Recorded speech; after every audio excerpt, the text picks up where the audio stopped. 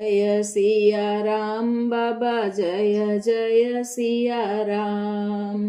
जय सिया राम बाबा जय जय सिया राम।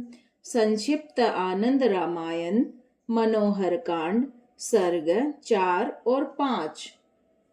श्री रामदास का विष्णुदास के समक्ष लिंगत्व भद्र, रामत्व भद्र, सर्वत्व भद्र, राम मुद्रा आदि की महत्ता, रचना प्रकार, निर्माण सामग्री आदि का वर्णन करना।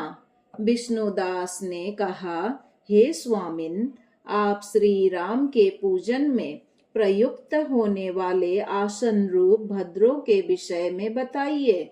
श्री रामदास बोले, हे शिष्य, राम विषयक भद्र में प्रधानतया राम मुद्रा ही उपासनीय होती है। इन भद्रों में अष्टोत्तर शतराम लिंगम तो भद्र विशिष्ट है। इसकी उपासना रुद्रदेव करते हैं। राम मुद्रा 12 पंक्तियों की होती है, जिसका यथा योग्य कोष्टकों का सन्निवेश करके संपन्न किया जाता है, और तब राजा राम ये 4 मुद्रा रूप अक्षर झलकने लगते हैं। इसका विपर्य करके राम राजा इस प्रकार का रूपांतर भी किया जाता है, तथा राम राम राम एवं राम राम ये मुद्रा रूप भी विद्वानों ने माने हैं। ऐसे ही लघु मुद्रान्वित रामलिंगत्व भद्र भी प्राप्त होता है, जिसमें 16 मुद्राएं विद्यमान रहती हैं। इस 16 मुद्रान्वित राम भद्र को चंद्र कलात्मक रामलिंगत्व भद्र भी माना गया है। रामलिंगत्व भद्र इस अभिधान का प्रत्येक पद गंभीर रहस्य से युक्त है। योगियों के हृदय देश में रमण करने के कारण उस परम ज्योति परमात्मा को राम कहा गया है। जहाँ समस्त भूत भौतिक प्रपंच का लय होता है और जहाँ से उसका उद्भव होता है, वह अधिष्ठान भूत परम व्योम ही ब्रह्मत्व वेताओं के द्वारा लिंग कहा गया है। इस लिंग के द्वारा ही भगवान शिव का चिंतन किया जाता है। अतः वह लिंग उनके स्वरूप का गमक होने के कारण उनसे अभिन्न है, और उस शिवात्मक लिंग तथा राम में कोई भेद नहीं है। जो राम सर्वत्र भद्र है, वही श्री राम का साक्षात हृदय है। उस भद्र में अंतर्भूत जो अष्टदल कमल है, वही रामलिंग का ध्यान स्थल है।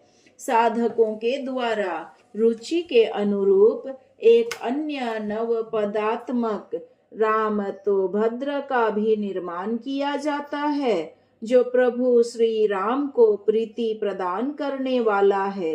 यह 1008 नामों से युक्त भद्र है। यह रामत्व भद्र मूल प्रकृति रूप है। इसके विकार अथवा रूपांतर अनेक बताए गए हैं। यह भद्र शिव तथा राम दोनों को ही संतुष्ट करने वाला है, तथा राम की आराधना का श्रेष्ठतम आसन है। कतिपय आचार्य शास्त्रोक्त रीति से रामत्व भद्र की रचना करके उसमें षष्ठी पदात्मिका रामो मुद्रिका भी विन्यास करते हैं, तथा उसके आदि दैविक रहस्य का वर्णन करते हुए कहते हैं कि यह रामत्व भद्र ब्रह्म कांड का प्रतिरूप है। इसकी मुद्रा में विश्ववर्ती चैतन्य रूप राम का अवस्थान है। इन श्री राम विषयक भद्रों के अधिष्ठात्री देवता के तेजोमय स्वरूप का निम्नोक्त रूप में ध्यान किया गया है। जो अद्वितीय प्रपंचातीत समस्त सुखों के अधिष्ठान सच्चिदानंद कंद है, जो स्वरूपतः निर्मल एवं विश्वात्मक होकर भी माया के ऐच्छिक योग के द्वारा ब्रह्मा विष्णु तथा शिव इन उपाधियों को ग्रहण कर विश्व की रचना का पालन एवं संहार का भी हेतु बनते हैं।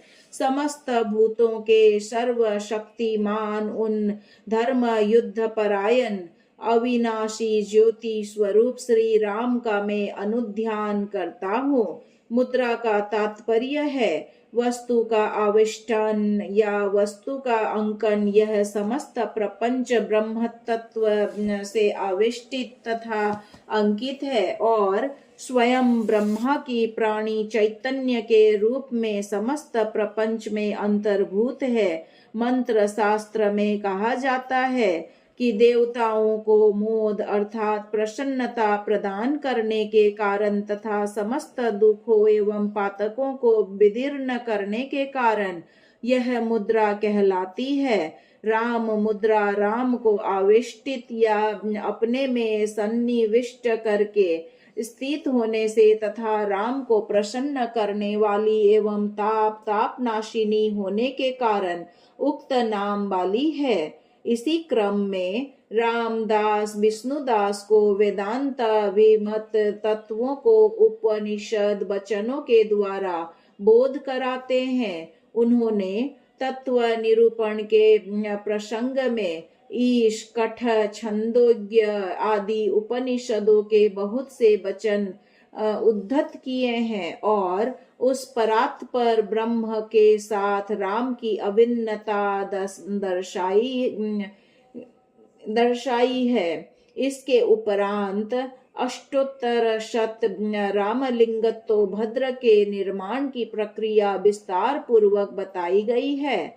इन भद्रों के मुद्रा पद ईश वापी रेखा परिधि आदि के कारण होने वाले अनेक पवेद भी यहीं पर बताए गए हैं।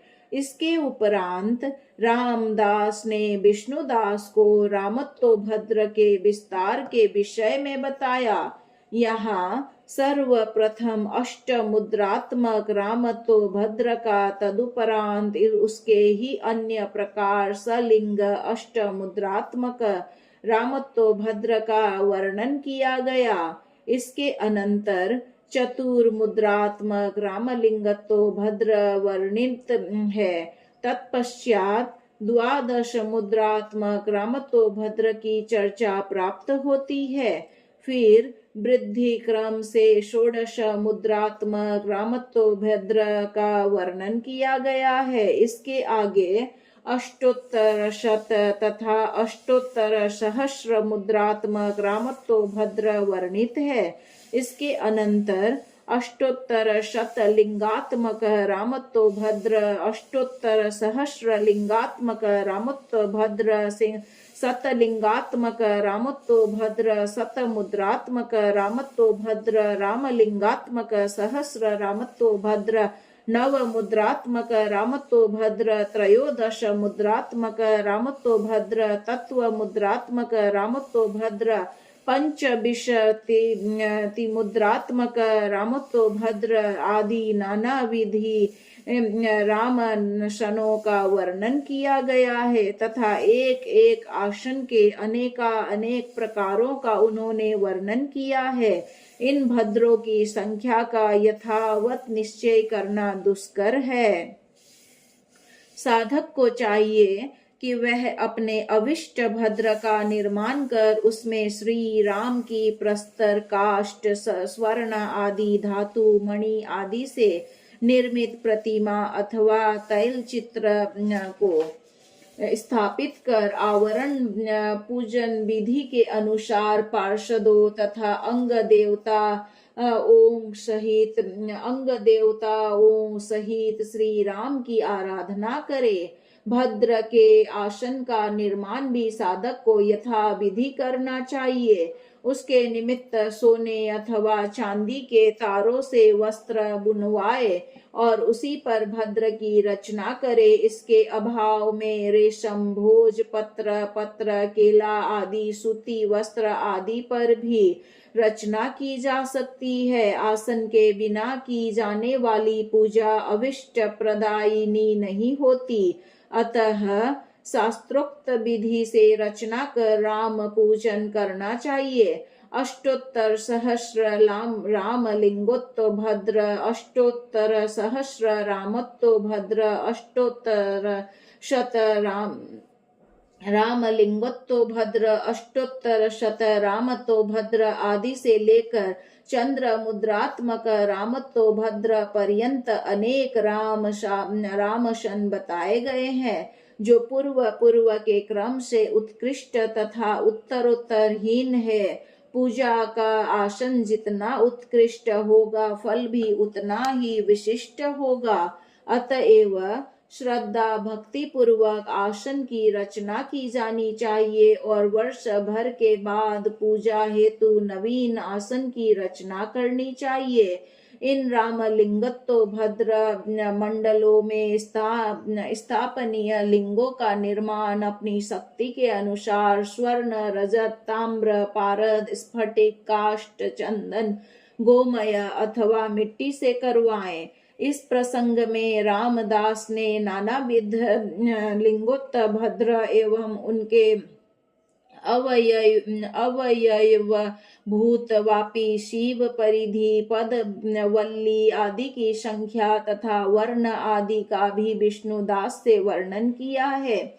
इसी प्रसंग में अष्टदलात्मक लिंगतो भद्र, ऊर्ध्व लिंगात्मक अष्टलिंगतो भद्र, अष्टलिंगात्मक लिंगतो भद्र, चतुर्लिंगात्मक लिंगतो भद्र, सर्वतो भद्र, गौरी तिलक मंडल आदि सविस्तार वर्णन किया गया है। सर्व पूजनोपयोगी सर्वत्र भद्र की विशेष उपयोगिता यहाँ बताई गई है। गौरी तिलक मंडल देवी की प्रसन्नता हेतु विशेष उपयोगी बताया गया है। शिवोपासना में लिंगत्तो भद्र का प्रयोग करना चाहिए तथा वैष्णव उपासना में राम लिंगत्तो भद्र का प्रयोग योग्य होते हैं, क्योंकि लिंगत्तो भद्र में लिंग की प्रधानता होती है और रामत्तो भद्रों में राम मुद्रा प्रमुख होती है। रमा एवं राम दोनों से युक्त